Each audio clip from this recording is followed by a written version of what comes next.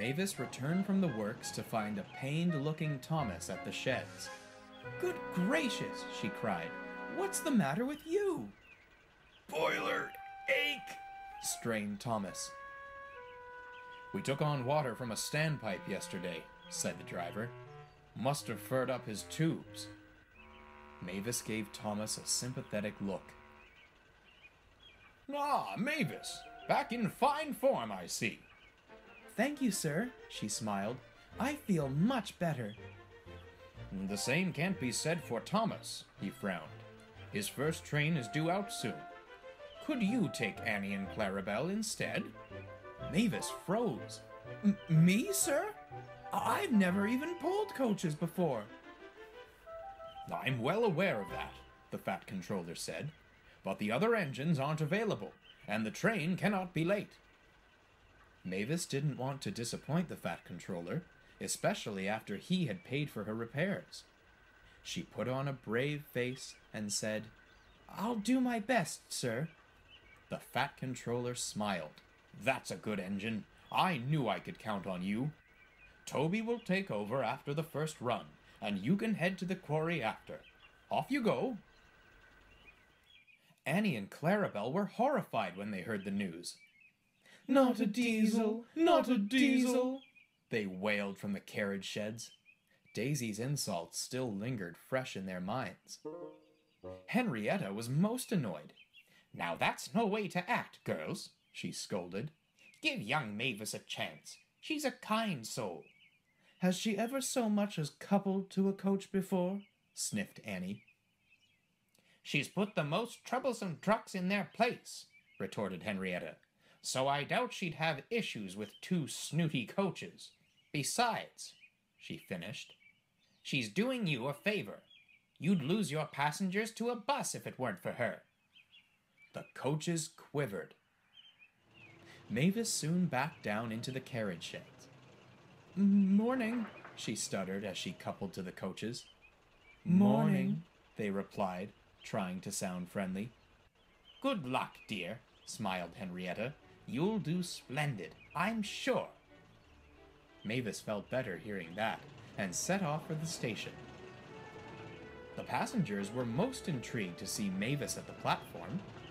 They greeted her warmly and told her how splendid she looked. She had never smiled so widely before. The guard blew his whistle, and she set off. Her giddiness made her start too quickly. "Oh!" cried Annie as their buffers clanged. "I'm sorry," Mavis cried. "That's all right," winced Annie, annoyed. "Early days," murmured Clarabelle. Mavis couldn't go as fast as Thomas. The passengers didn't seem to mind, but Annie and Clarabelle were anxious. "I hope we're not late," mumbled Annie. "We're never late," fussed Clarabelle. "I'm going as fast as I can," cried Mavis. Suddenly, a flash of red whizzed by on the roadside. "What was that?" cried Mavis. "Trouble," sighed the coaches in unison. They found the flash of red at the next station. My, said Bertie. "And I thought Thomas was slow." "I beg your pardon?" asked Mavis. "My passengers can't be kept waiting," continued Bertie. "They rely on us to be on time."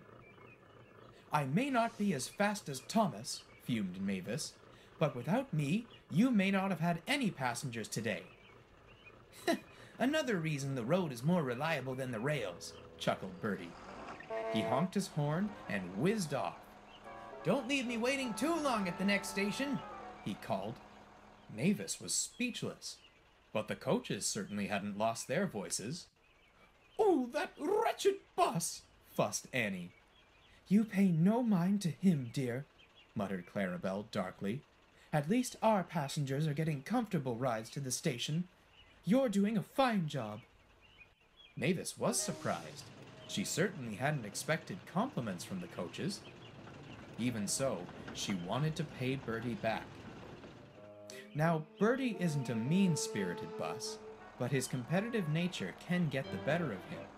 "Silly railway," he said smugly. "I can have my passengers up and down the line in half the time it takes them." He chuckled as he raced down the road. His passengers hadn't expected to be bounced around so much. Mavis was having a wonderful journey. The sun shone, she was pulling the coaches well, and the passengers were very pleased. Further ahead, she thought she saw smoke by the line side. She slowed when she saw a man waving a red handkerchief. "Well, well, well," she chuckled. "What have we here?" Bertie straddled the side of the road. He was billowing smoke from his exhaust. His passengers stood crossly on the roadside. "Well, you see, we hit a pothole," explained the driver nervously, "and I suppose it must have damaged his engine some." "We could have avoided that pothole if you weren't driving like a maniac," scolded a passenger, and the others rallied with him. The driver went as red as Bertie with embarrassment. "So much for being on time," Mavis remarked. "I'm sorry," Bertie coughed sadly. "Please, will you take my passengers with you? They'll be stranded otherwise." Mavis now felt sorry for Bertie and agreed to help out. His passengers clambered into Clarabelle, and soon they were off. In no time at all, they arrived at Farquhar. Toby was there, waiting to take over the train. He rang his bell excitedly as Mavis pulled into the station. The passengers poured out of the coaches, thanking Mavis and her crew. "The Fat Controller must be pleased," they said, "knowing he has a smart, reliable engine like you." "Well done," smiled Toby. "I'm very proud of you." "As are we," tittered Clarabelle. "Not too shabby for your first time pulling coaches." "Indeed," said Annie. "Perhaps Thomas should get boiler ache more often." Mavis blushed. "I do hope I'll get to pull you again sometime."